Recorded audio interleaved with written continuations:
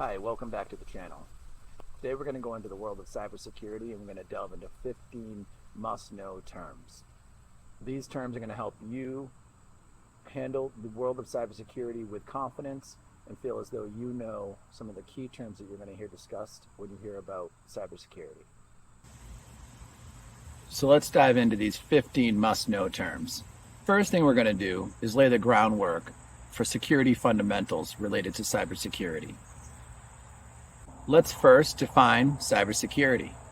Cybersecurity is the process of safeguarding networks, devices, data from attacks. This can include unauthorized attacks from outside sources and also internal attacks. Now let's talk about the word vulnerability. A vulnerability is a weakness in a system's security that can be vulnerable to an outside attack. Now let's talk about what a threat is. A threat is a vulnerability that can exploit weaknesses in data or system security. The next thing we're going to talk about is layers of defense. Let's imagine cybersecurity as layers of defense. Let's talk about those different layers. The first layer we're going to talk about is a firewall. A firewall is a barrier that helps monitor incoming and outgoing traffic on a network. Another layer is antivirus. Antivirus is software that helps detect, prevent, and remove malicious software. This can include viruses, trojans, and worms. A third layer of defense is encryption. Encryption is the process of taking data and turning it into code to prevent it from having unauthorized access. Now let's talk about authentication and access. These are the keys to digital doors. Who can get in? Who can get out? Authentication and access control. So what is authentication? Authentication is verifying users through multiple forms. This could be through biometrics, passwords, or device tokens. An important layer of access that you should be sure to be using is two-factor authentication. Two-factor authentication requires authentication from two different sources in order to acquire access. Both of these sources require identification. Let's talk about what access control is. Access control is determining who can access information within a system or a network, and determining who should have access and having protocols and rules in place to make sure that only the people who necessarily can access specific data or system information have that access. Let's talk about the benefits of an incident response plan.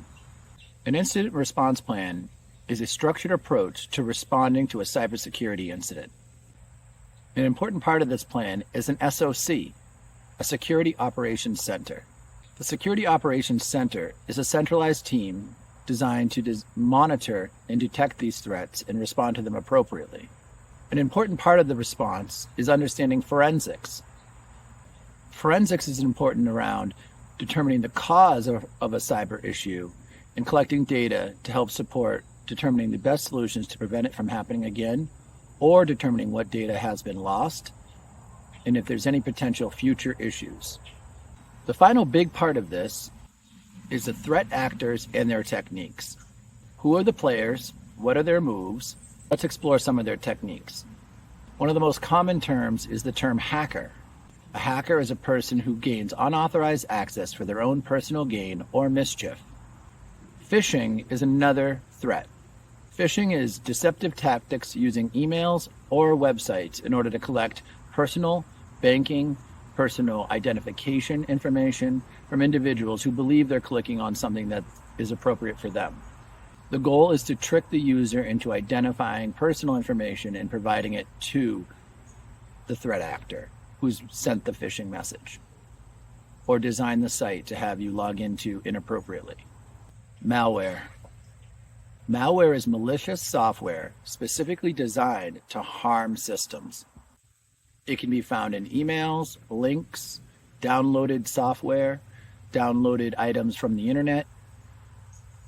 Malware is specifically designed to create issues on systems and create problems for the user and the network. So there you go, 15 essential cybersecurity terms that you really need to know and have a basic understanding of in order to function today in today's world with malicious attacks and really trying to make an effort to protect your network, not only in your workplace, but also at home. I hope I've been able to demystify some of this language for you today. By going through this, you're taking a proactive step at safeguarding your online work and protecting your own personal data. If you found this video helpful, please like, subscribe, and share it with friends. And for more exciting content, please come on back again and visit digitalfutureseducation.com and check out the videos that are on the channel. I appreciate your time and have a great day.